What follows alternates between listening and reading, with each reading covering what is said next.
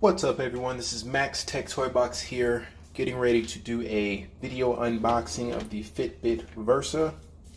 Obviously from what the title suggests. Not sure if I'm going to do a complete different video just for the unboxing and then a video review, or maybe I'll just stitch these two videos together. So the Fitbit Versa, this is not the light version and it's not the special edition. It's the one that sits right in the middle, retails for $199. The special edition, only difference is it has, I believe you can make NFC payments and I think standalone GPS. I'm not sure if this has standalone GPS. Let's see here. Yeah, see, connected GPS. So I believe that the special edition has standalone GPS along with NFC payments, and it retails for about $50 more, I think, for $249.95. You could probably catch it on sale for like $229. So anyways, as you guys see, phone-free music. It uses like Deezer, radio, pure pulse heart rate, on-screen coaching apps, notifications, water resistant to 50 meters. So I got the all black joint. Let's see. So let's go ahead and peel this back here. I'm not going to read everything on the back of the device. Pretty easy way to slide out. Doing this all live, figuring this out with you guys. Here it goes. So nice presentation. This does have the, I guess you could say, squircle typeface, similar to the Apple Watch. A little difficult to get out, so here's what it looks like in comparison to the Gear S. I'm sorry, the Galaxy Watch. In terms of size, let's see what else is in here. Books, information on how to charge. So it does have a proprietary charging dock, which I'm not a fan of. I'll tell you that right now off the bat. This lifts up here. Another band. If you have a larger wrist, I'll probably have to use this one. And then the charging cable. Let's see, is there a way to get this out without ripping the box? It looks hideous. Yeah, I'm not a fan of these proprietary charging docks. Just make everything Qi compatible and things would be so much easier, so you don't have to carry around a bunch of these cables. So nothing else in the box. That's it. So I'm going to set this up. Unfortunately, the device I'm going to set this up with, I'm also recording with. So I won't be able to show you guys that, but I'll go ahead and peel this off so you guys can see. I think I'm just going to stitch these two videos together, the unboxing along with the full review. Cool. So I'm going to go ahead and use this for about a week or two, and I'll give you guys my final thoughts. See you in a few.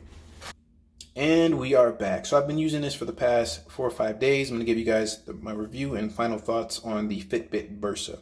So I did want to clear some things up because I know that I said before that the Fitbit Special Edition, sorry, my autofocus is not working. Fitbit Special Edition, you got GPS along with the ability to make payments. That's inaccurate. With the special edition, you only get Fitbit Pay, and that's just another payment system. I mean, it's up to you, to each his own, if that's another payment system you want to get into, but with things like Apple Pay, Samsung Pay, Android Pay, don't know if you really want to add more places to place your credit card information. So really quickly, this is the home screen. Here on the left-hand side, your heart rate, steps, and calories burned. This is your back button. Up here, if you tap once, it'll pull up exercises. If you hold that button down, it will pull up notifications. For notifications, you can respond from the watch. However, you cannot respond with your voice, and they're sort of canned responses or fixed responses. There's no custom notifications, which is unfortunate. Down here is a quick access to your alarm clock. If you tap that, cool. If you swipe up, it'll show you your day.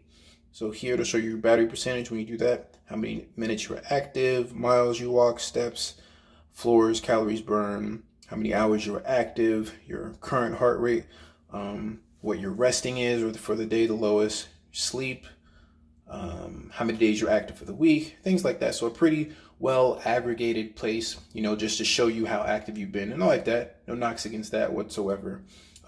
So on the back here is your heart rate monitor, and those are your little pogo pins where you will use your proprietary dock to charge, which I don't like.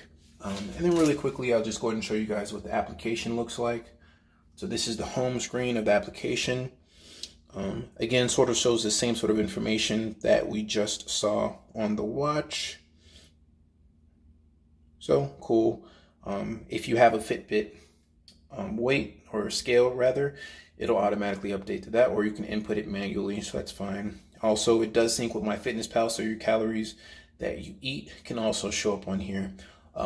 Really quickly, something that I don't like, I felt like this really wasn't intuitive in terms of how to figure out your workout. But I mean, to each his own, maybe not. I know that now if you want to figure out the workout and to see the information that was saved, you tap that, and then from here, it'll show all the different workouts that you did. Something else that I don't like is you can't edit the miles that you ran. Like here on the treadmill, I ran like 4.1 miles, and the watch, it's supposed to be able to like sync with your pace to figure out and estimate how many miles you ran. And it's always been shortened me by like half a mile.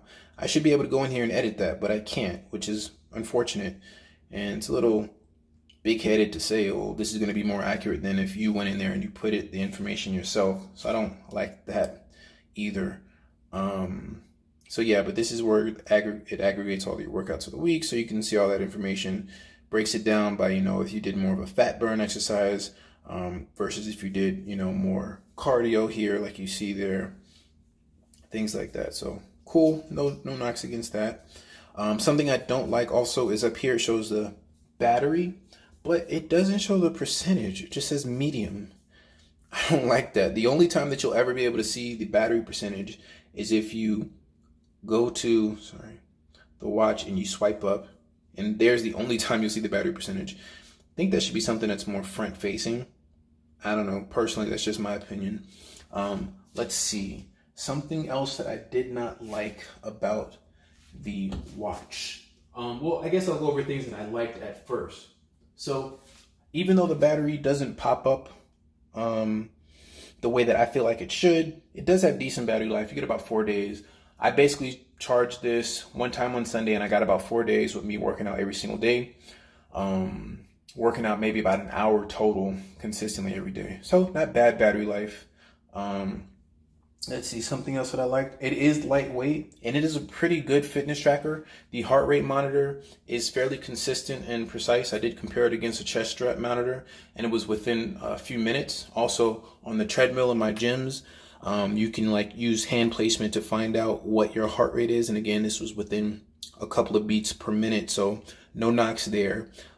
Very few fall offs to where it wasn't recognizing my heart rate. And I was wearing this directly on top of my wrist, and I'm a darker skinned individual, as you guys can see.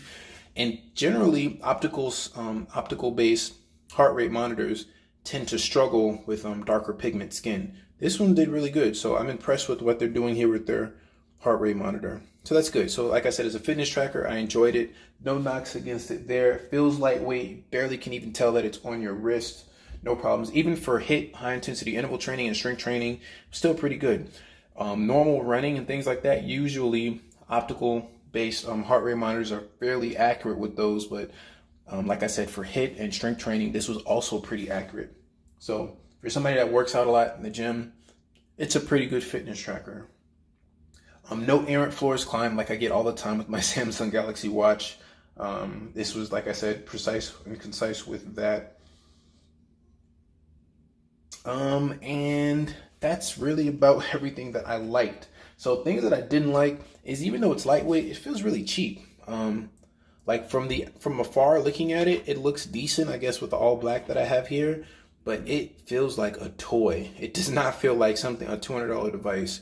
And with the Samsung Galaxy Watch Active at that same price point, that's unfortunate. Maybe with the next Fitbit, they may do something that's a little bit more, I don't want to, maybe elegant looking or more pleasing to the eye, but yeah, it's not even necessarily the look. The look is okay, but it does not feel like $200, and that's bad in my opinion. It feels horrible.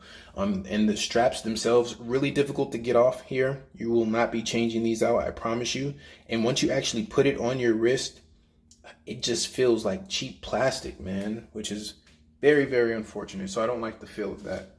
Also, it's a very long initial setup process. Albeit at the beginning, they tell you it'll take about 30 minutes. But I've never had a long initial setup process with any other watch that I've used. So that was a little weird, but you know, I guess it is what it is. And at first, notifications were not working. I had to do a little bit of work. I had to restart my watch, restart my phone, go into like Android app settings and permissions and change some things. I don't know why. Maybe that was just with me, but I thought I granted it permission. And I got one notification, and then all of a sudden, none of the other ones were coming in. So I had to do a little bit of grunt work to figure out what was going on. If you're, an average consumer, you're probably not going to do that. So you may end up returning the device. But I had to just let you guys know. I don't know if that was just me in my hands or if this is something that is consistently happening. Another thing, I don't like the fact that it's connected to GPS. It's a fitness tracker by Fitbit. I know that to get it at this price point, they wanted it, to not have that so they can sell it. But now with the Galaxy Watch Active out and about and that has GPS, actually, I'd have to double check on that. I'm not sure if the Galaxy Watch Active has GPS. No, it does. It does have its own GPS system, and it's at $199. So I think Fitbit can do better. I don't like the proprietary charging dock at all. More cords and cables you have to bring with you. The less likely you are to bring them, you forget them, then you're screwed because your battery's dead on your watch. No, I already said no way to change the mileage after you run on the treadmill. And there should be more options for workouts. This is a fitness tracker. There's only 7 options that you can have on here. Albeit once it syncs with the phone, you can go in and manually change them, but that's just a bit of a turn off. So in my opinion, I can't really co-sign on this. I think it's a pretty good fitness tracker, not a good smartwatch. I think that it could just be better, and I have used better. So it's hard for me to, give it my stamp of approval knowing that there are better options available. So this is Max Tech Toy Box. Hope you guys enjoyed the video review. Like, comment, subscribe. Leave me some questions down below, and I'll do my best to answer them as soon as I can. See you guys in the next video. Peace.